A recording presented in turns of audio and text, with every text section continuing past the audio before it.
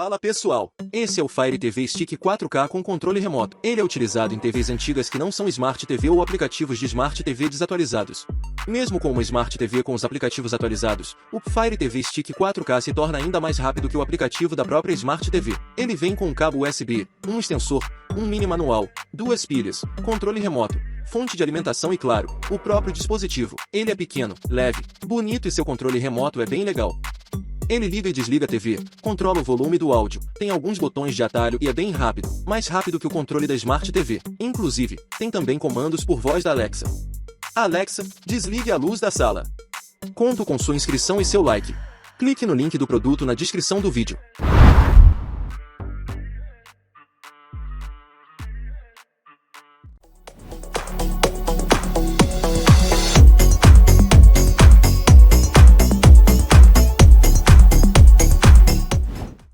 Que era a tua relação lá dentro do Congresso, porque você você tem uma habilidade, então, apesar de ser polêmico, de falar com todo mundo, imagino. Sim. Né? Sim. E de onde vem isso? Porque eu conversei com várias pessoas antes de falar contigo, né, fazer uma pesquisa e tal, e mais de uma pessoa, ou quase todos, falaram que você é uma pessoa muito inteligente. Isso é uma coisa que eu notei, assim, falando, não, o cara é muito inteligente. Tem um mas depois, mas ele é muito inteligente. Então, tem essa inteligência e uma inteligência de falar com todo mundo. Tanto que você é eleito depois do presidente, né? Como que é esse caminho? A presidência, como se faz isso? mas a presidência é uma conjugação, né? Como que é isso? Lê meu livro. Pô, aí também, né? Lê meu livro, né? Dá um resumão do que é. Não, o que acontece? A presidência... Porque pra gente de fora, a gente não entende como é esse processo, entendeu? Não, veja bem, a presidência, ela é uma questão de oportunidade circunstancial em função de um conjunto de articulações. Ela não acontece por acaso. Depende de quem tá no poder. O que aconteceu é o seguinte, era uma coisa natural, né? Eu fui, digamos assim, estava numa carreira, a maior bancada era o PMDB, eu me tornei líder em eleição, numa briga danada líder do PMDB. O presidente da Câmara naquele momento era do PMDB. Uma bancada é quantas, para ter uma ideia de quantas? Naquele momento, 68 deputados. Né, que hoje também não tem ninguém com esse número quase. Não tem mais? Não Agora está bem pulverizado. Está bem pulverizado. Pulverizou muito depois da eleição. Isso 68, é bom ou ruim? É ruim demais. Aí o que acontece? Eu era o líder do PMDB e naturalmente já era um, digamos assim, um polo aglutinador da articulação, porque se eu participar, nada já aprovaria. Tem no mínimo 60... nada não aprovaria, sinceramente. Não aprovaria. Então, nem do lado do governo, nem pro lado da oposição. Então, naturalmente, você aglutina. Então, em função disso, como eu sou muito participativo do processo legislativo, sempre fui, eu sempre procurei me inteirar de tudo que acontecia. Então, tinha a pauta A ou B ou C, não importava. A pauta A ou B ou C, eu ia estar preparado para debatê-la, para interferir nela. Então, o que acontece? Isso aí me tornava, de uma certa forma, o centro. Então, com a maior bancada... Não um centrão, você está falando. Não, mas o centrão é uma coisa... Isso eu ia chegar lá já. Você vê com o centrão da Constituinte, que é uma outra coisa. Né? Tem o centrão de uma forma pejorativa. E não é. O que aconteceu? Chegou no início de 2014, já no período de pós-manifestações de 2013, que o PMDB tinha a presidência da Câmara com o Henrique Alves, que tinha sido líder do PMDB anterior, eu o sucedi. Então, ele não ia ser mais candidato a deputado, ele ia candidato ao governo do Estado. Então, era coisa natural que eu herdasse o espaço, porque ele teria direito à reeleição. Se ele tivesse continuado, tivesse direito à reeleição, eu não disputaria. Porque seria uma afronta, não há essa possibilidade, não faria isso. Então, como ele me comunicou, eu vou ser candidato a governador, vou sair, está aí o espaço, ou você ocupa. Aí nós pegamos e montamos um bloco de partidos naquele momento. Que nós chamamos de blocão naquele momento.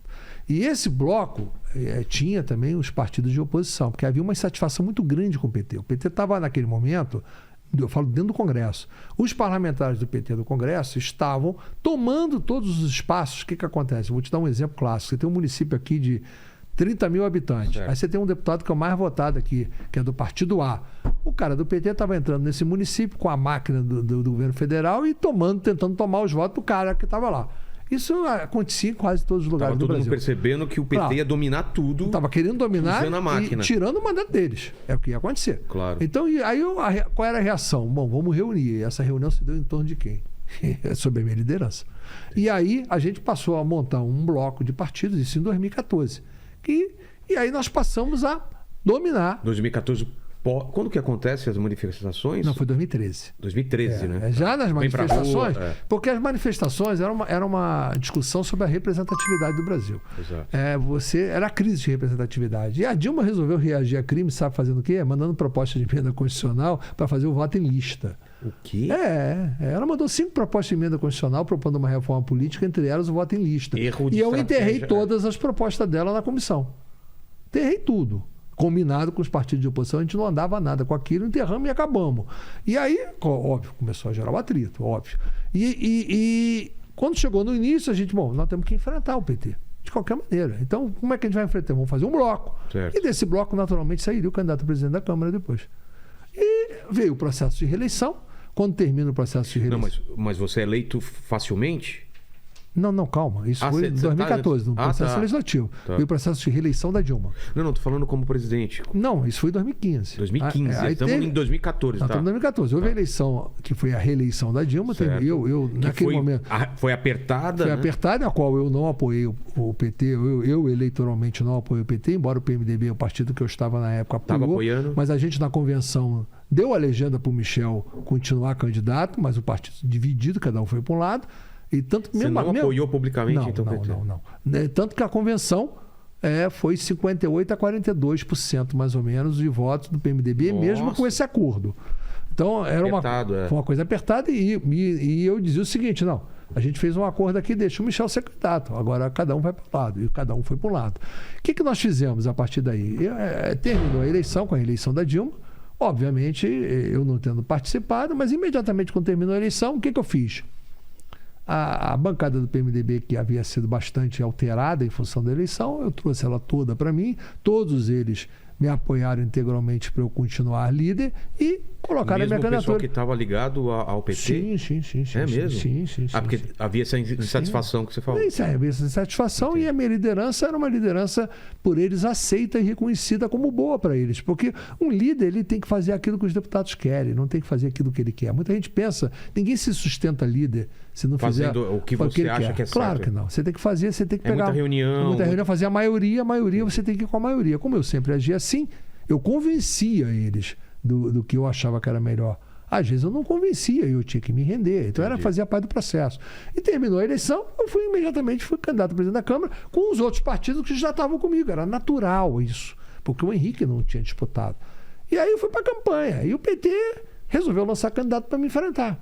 Que era? Que foi o Quinalha, Arlindo Quinalha. E o que aconteceu? Ele teve o mesmo número de votos que a Dilma teve numa votação do impeachment da Câmara 1 ano e 4 meses depois. Ou seja, a Dilma já tinha perdido a base. Porque a reeleição dela foi um processo que houve um estelionato eleitoral.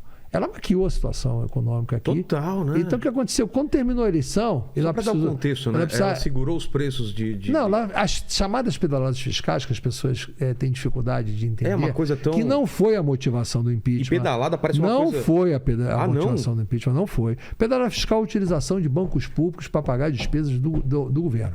Tá. Foi feito por ela na eleição, a Caixa Econômica pagou o Bolsa Família... O Banco do Brasil pagou o crédito agrícola, mas isso ela fez no mandato dela primeiro, em 2014. Ela não fez isso no segundo mandato. Eu não aceitei pedido de impeachment por causa da pedalada fiscal. Ah, não? Não, claro que não. Porque terminou, não poderia? Porque é o mandato anterior. Como é que eu vou responsabilizar por um mandato que acabou? Só a Aécio tivesse ganho a eleição. Exato. Eu ia responsabilizar ela por quê? Ela já não é mais presidente. Ela teve o impeachment dela aprovado por uma razão muito simples.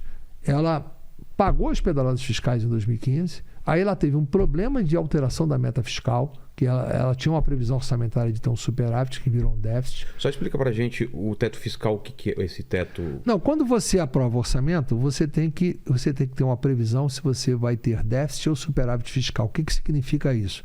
As despesas e as receitas da União, despesas fora as despesas de capital, as despesas da dívida. São as chamadas despesas correntes com as receitas correntes. Que isso dá para prever tranquilamente? Não, você prevê, claro. Se a despesa é previsível, está lá toda contratada. A dívida é que você acumula, não faz parte do déficit fiscal. Então, você gera um superávit ou gera um déficit. Você arrecadou X de imposto e gastou Y que é o básico de uma conta. Você pode dar negativo ou pode dar positivo. Então, o que acontece? Ela tinha uma previsão de 80 bilhões de superávit e virou 20 de déficit. O que aconteceu? Até aí, tudo bem, isso pode acontecer. não é o correto, mas não é o bom, não vou nem a palavra correta, mas o que aconteceu? Ela mandou um projeto de lei ao Congresso para alterar a meta. Até aí é do jogo, ela podia fazer. Podia fazer isso. Podia fazer. Congresso aprovando... Porque assim, acontece no meio do processo, ela fala, putz, não vai dar para... Não vai dar para cumprir mais o projeto. Se o Congresso aprovar, tá tudo bem. Aí, mas o Congresso tem que aprovar. Só que antes... Sabendo que vai ter déficit. Sabe. Só que antes do que o Congresso aprovasse, ela editou 5 decretos executando orçamentariamente como se o Congresso já tivesse aprovado.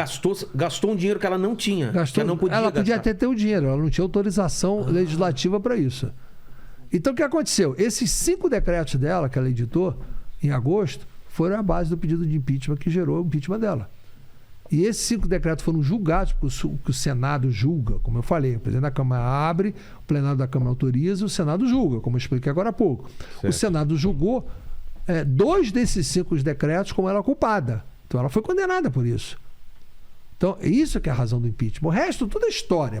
Tudo porque pra gente foi pedalada fiscal. Zero. Não foi pedalada fiscal. Mas por que ficou essa história, então? Porque o Tribunal de Contas rejeitou as contas dela, teve uma confusão, mas rejeitou as contas de 2014. Eu falei isso claramente sempre. Mas as pessoas, infelizmente... Então, deixa eu entender. Você, como presidente, é você que decide... Se autoriza, se caminha. Se eu não tivesse autorizado, não caminhava. Não caminhava. Não caminhava. E aí... Tem a narrativa do PT de que você só autorizou porque o PT não ficou contigo na sua defesa, né? É muito simples você entender isso. Em primeiro lugar, tem essa narrativa deles, não tem? Não tem essa narrativa, como tem a narrativa de golpe. Antes, né? Não. A narrativa do golpe também. Primeiro, seguinte, a história do PT, que o PT não ia ficar contra mim no Conselho de Ética, isso é uma bobageira, porque não importa se o PT ia ficar favorável ou contrário no Conselho de Ética. Mas tinha possibilidade de ficar? Não. Pelo Mas não importa. Tá me falando... Mas não importa. O PT podia ficar favorável. Eu podia ganhar no Conselho de Ética, não ia alterar nada. Porque o responsável é o plenário. Se você ganha no Conselho de Ética, não adianta nada. Você ganha no Conselho de Ética. Se o parecer no Conselho de Ética for rejeitado pelo plenário por maioria de votos, está cassado. Entendi. É automático. Então, essa história que o Conselho... É irrelevante o resultado do Conselho de Ética. É irrelevante, é só para matéria jornalística. Importante é a votação no plenário. Entendi. E iria para o plenário de qualquer maneira. Obrigatoriamente teria que ir. Com qualquer resultado no Conselho de Ética, obrigado ao plenário. E mais, eu autorizei a abertura do processo de impeachment no dia 2 de dezembro de 2015. E autorizei nesse dia por uma razão muito simples. Porque o Congresso Nacional havia conseguido, o Renan Calheiros era o presidente do Congresso, ele havia feito um acordo e botou para votar nesse dia e ia aprovar a mudança da meta fiscal. Se eu não coloco nesse dia, se eu não assino nesse dia, ia ser sancionado, acabou o crime. Ia perder... Perdi a oportunidade. Porque eu não queria fazer nesse dia, porque eu não queria... Tinha um recesso. Eu não queria que o impeachment andasse durante o recesso, porque não ia andar, não ia abrir a casa, ia esfriar. Entendi. Então, o que aconteceu? Eu ia segurar até a volta do recesso. Mas eu já tinha, para contrapor esse argumento do PT, também está no meu livro, tá?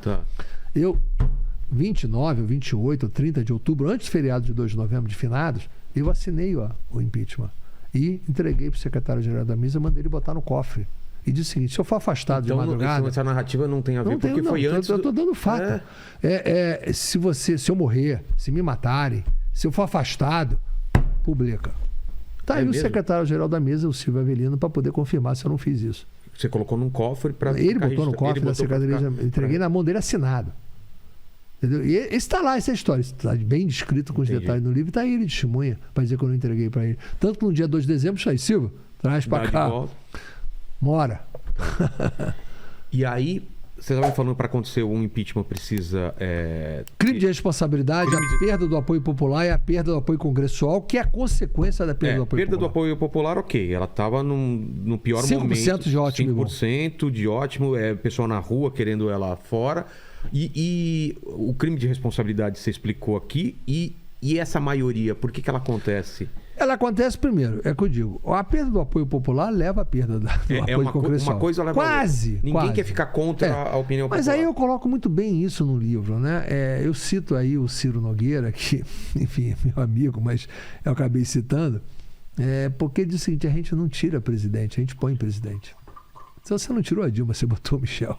Exato. Então, na verdade, E aí eu cito bastante o papel do Michel no impeachment, quer dizer, que eu deixo isso claro. O Que Michel também ficou como traidor, né? não, traidor, sim. Não, pro PT, né? Que Sim, ele pode até interpretar. O Michel não me pressionou a aceitar o pedido de impeachment, não, em nenhum momento. Mas o Michel trabalhou para o impeachment ser aprovado. Exato. Ele trabalhou, igual o Itamar trabalhou para o do Collor ser aprovado. Não se iluda, não. Ah, é?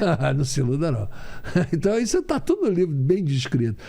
O Michel negociou todo o governo para poder aprovar o impeachment com todos os partidos. Sendo vice da... Isso é fato. Está lá descrito no livro, com detalhe, negociação, dia e hora, com quem. Mas eu imagino que tinha uma pressão do PT em relação a ele para isso não acontecer. E quando Não, naquele momento já estava. Ia votar. Ele ia votar. Virou uma eleição indireta, né? Se Michel Dilma fica presidente da República numa eleição indireta. Acabou virando isso. Exato. Isso aconteceu, essa é a participação. E como que foi toda essa panela de pressão aí? Como que foi para você isso daí? Porque você estava tomando porrada de uma parte da população, de uma...